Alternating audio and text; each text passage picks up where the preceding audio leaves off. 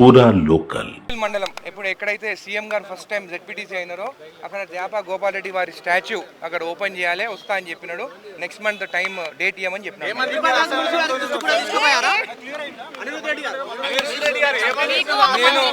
నేను నా జీవితంలో నాకున్నది ఒకగానొక కొడుకు. ఆ కొడుకు మీద ఒట్టేసి చెప్తున్నా, నేను ఎప్పుడు కానీ గవర్నమెంట్ ఫైల్ కానీ ఎప్పుడు నేను బ్రోకరేజ్ చేయలేదు. ఎక్కడికి ఫైల్ గురించి నేను పోలేదు. అది దాని గురించి ఇది తెలంగాణలో గ్రామానికి ఎట్లా తీసుకెళ్ళాలి, దాని కార్యాచరణ ఎట్లుంటుంది, రేపు కాంగ్రెస్ శ్రేణులు కావచ్చు, ఎమ్మెల్యేలు కావచ్చు, మంత్రులు కావచ్చు, ఎవరైతే కావాలని అపోహ సృష్టిస్తున్నారో, ఇంత మంచి పని చేస్తున్న కాంగ్రెస్ పార్టీ మీద దుగ్గుతోటి బురద జల్లే కార్యక్రమం చేస్తున్నారో వాటికి ధీటుగా సమాధానం చెప్పాలన్న విషయాన్ని ఈరోజు చర్చించడం జరిగింది. అంతేకాకుండా ఈరోజు సిఎల్పి సమావేశంలో భాగంగా ఎమ్మెల్యేలు అందరూ కూడా గత సంవత్సరంలో కాలంలో తమ కాన్స్టిట్యున్సీలో జరుగుతున్న అభివృద్ధి పనులు ఇంకేమైనా బ్యాలెన్స్ ఉన్నాయా, దానికి ఏమైనా ఫండ్ రిక్వైర్మెంట్స్, వాటి గురించి కూడా చర్చించడం జరిగింది.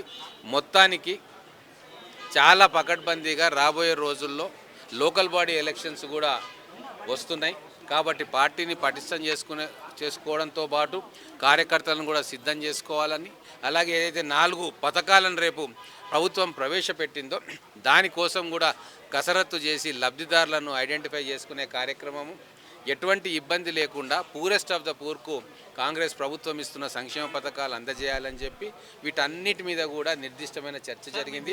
దాదాపు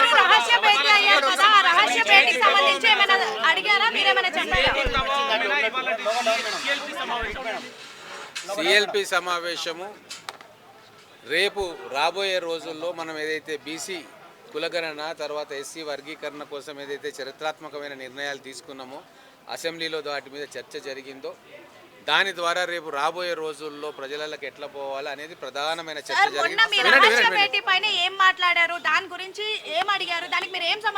దాని మీద స్పష్టంగా ఈరోజు అధిష్టానం ఒక గైడ్ లైన్ ఇచ్చింది మనకి.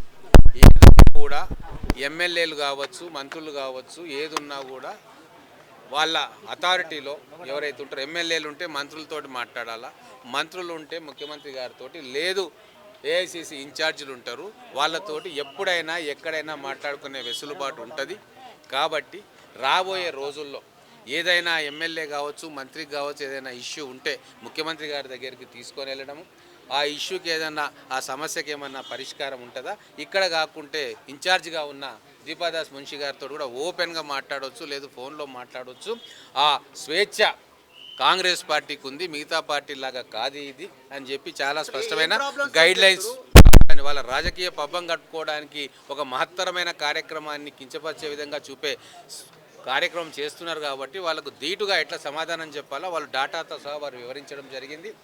తర్వాత ఎమ్మెల్యేలు కూడా వాళ్ళకున్న కాన్స్టిట్యున్సీలో నియోజకవర్గంలో ఏవైతే ఇష్యూస్ ఉంటాయో, ప్రజా సంబంధమైన ఇష్యూస్ కావచ్చు, లేదు ప్రభుత్వ కేటాయింపులకు సంబంధించిన 1-2 ఇష్యూస్ కావచ్చు, కొంతమంది ఎమ్మెల్యేలు ప్రస్తావన చేసిండ్రు. వాటన్నిటికీ సమాధానంగా ఉప ముఖ్యమంత్రి గారు టోటల్గా ఆర్థిక వ్యవస్థ ప్రజెంటేషన్ పర్ఫెక్ట్గా ఏం జరుగుతూ ఉంది, బడ్జెట్లో ఏం అనుకున్నాము, ఏం ఎస్టిమేషన్స్, ఇప్పటిదాకా 3 క్వార్టర్స్ అయిపోయినాయి, ఎంత రెవెన్యూ వచ్చింది, రెవెన్యూ రిసిప్ట్స్ ఎంత ఉన్నాయి, క్యాపిటల్ రిసిప్ట్స్ ఎంత ఉన్నాయి, 4th క్వార్టర్లో మనకు వచ్చేది ఎంత ఉంది, ఏ సంక్షేమ పథకానికి ఎంతెంత మనం ఖర్చు పెట్టుకోవాలి, ఎంత ఇంకా మనం షార్టేజ్ ఉంటాము, దాన్ని ఎట్లా కవర్ చేసుకోవాలనేది డీటెయిల్ ప్రజెంటేషన్ ఇవ్వడం జరిగింది.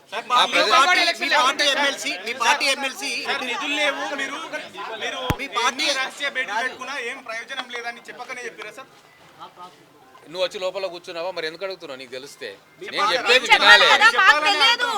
చెప్తున్నా నేనేం చెప్తున్నా, మేమేం చెప్తున్నాము, ఒకటి ఇప్పటి నుంచి ఎవరికైనా ఎమ్మెల్యేలకు ఏమైనా సమస్య ఉంటే, ఏదైనా నియోజకవర్గపరమైన సమస్య కానీ ఇంకేదైనా ఉంటే పార్టీ సంబంధించిన వ్యక్తులు, జిల్లా మంత్రులు, జిల్లా ఇన్ఛార్జీలు, ఆ తర్వాత ముఖ్యమంత్రి గారు, ఉప ముఖ్యమంత్రి గారు, మంత్రులు, ఆ తర్వాత ముఖ్యమంత్రి గారు, అక్కడ కూడా సాటిస్ఫై కాకుంటే ఏఐసిసి జనరల్ సెక్రటరీ ఇన్ఛార్జ్ ఉంటారు, అక్కడ కూడా సాటిస్ఫై కాకుంటే కేసీ వేణుగోపాల్ గారు ఉంటారు, అక్కడ కూడా సాటిస్ఫై కాకుంటే ఖర్గే గారు ఉంటారు. ఇంత పెద్ద లైన్ మన పార్టీకి ఉంది కాబట్టి మీరు ఏ సమస్యలు ఉన్నా నిర్భయంగా వారితో మాట్లాడవచ్చు, ఫోన్లో మాట్లాడవచ్చు.